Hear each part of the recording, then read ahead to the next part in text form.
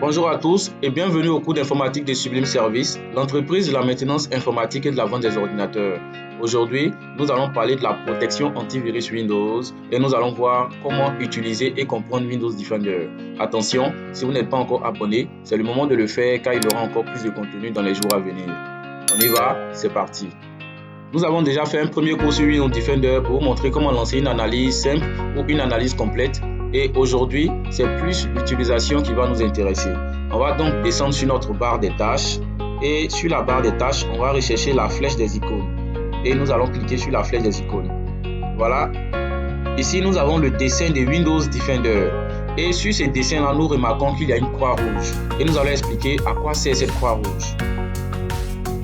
La croix rouge sur Windows Defender indique généralement un problème ou un avertissement concernant la protection antivirus de votre système. Et nous allons vous donner maintenant quelques raisons pour lesquelles il y a une croix rouge sur votre Windows Defender.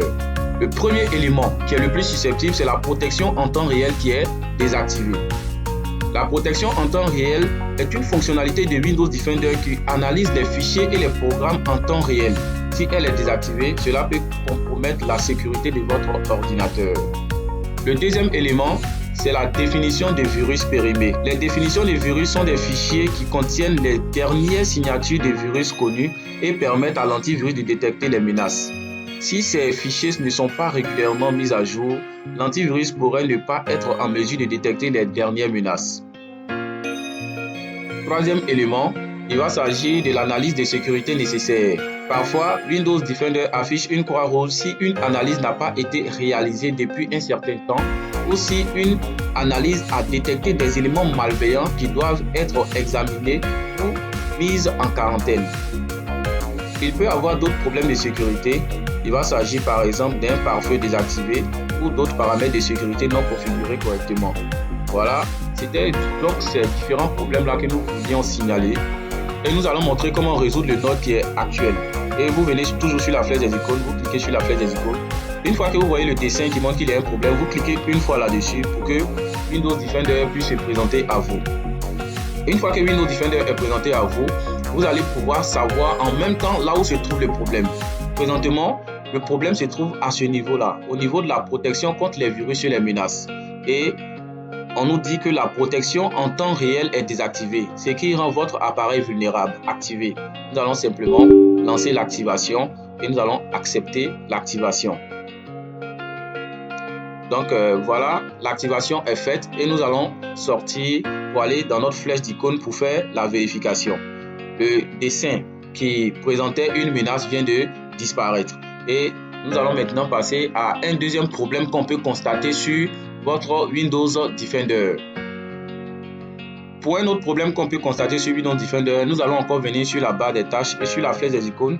Nous allons cliquer une fois et cette fois-ci, le dessin qu'il y a sur Windows Defender, ce n'est plus une croix, mais un panneau de signalisation temporaire dans lequel il y a un point d'exclamation. Et nous allons expliquer maintenant à quoi sert ou qu'est-ce qui provoque ce signalement. Le panneau de signalisation temporaire jaune qui affiche un point d'exclamation sur notre icône de Windows Defender indique généralement qu'il y a un problème nécessitant notre attention, mais que ce n'est pas un problème qui est aussi critique. Nous allons citer ce qui peut provoquer ce panneau de signalisation temporaire sur notre Windows Defender. Il peut s'agir de la mise à jour qui est nécessaire. Notre logiciel, notre antivirus peut avoir besoin d'une mise à jour et donc cela va présenter ce panneau de signalisation. Il peut aussi être question de certains paramètres de sécurité non optimisés.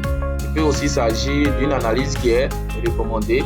Il peut aussi être un problème de menace qui a été détecté. Pour résoudre donc ce problème, on va en même temps aller droit au but. Vous descendez sur la barre des tâches, vous cliquez sur la flèche des icônes et vous cliquez une fois sur votre Windows Defender. Une fois que Windows Defender est ouvert, ici on voit que le problème n'est pas au niveau de la protection du compte et des autres éléments. On voit que le problème se trouve toujours au niveau de la protection contre les virus et les menaces. On nous fait savoir que la protection dans le cloud est désactivée. Donc on va activer cette protection là. Et voilà, la protection est activée et on va passer à la vérification. Le problème vient de disparaître. Voilà, le dernier élément que nous allons voir, c'est de vous permettre de savoir si votre Windows Defender n'a aucun problème.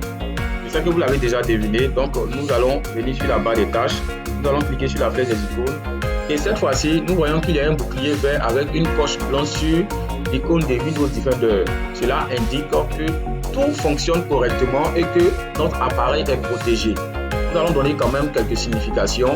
Cela veut dire qu'il y a les dernières mises à jour qui sont installées. Cela veut dire qu'il n'y a aucune menace qui a été détectée. Cela veut dire que toutes les fonctionnalités de protection en temps réel sont activées et fonctionnent correctement. Il s'agit donc du statut idéal que nous souhaitons voir pour une protection antivirus, car il montre que notre système est sécurisé et qu'il n'y a pas de problème de sécurité connu qui nécessite notre attention. Voilà, c'était tout pour ce cours. J'espère que vous avez aimé. N'oubliez pas de laisser vos avis en commentaire et de partager cette vidéo pour aider d'autres personnes à protéger leur ordinateur contre les virus et les menaces. On se dit à très bientôt pour le prochain cours.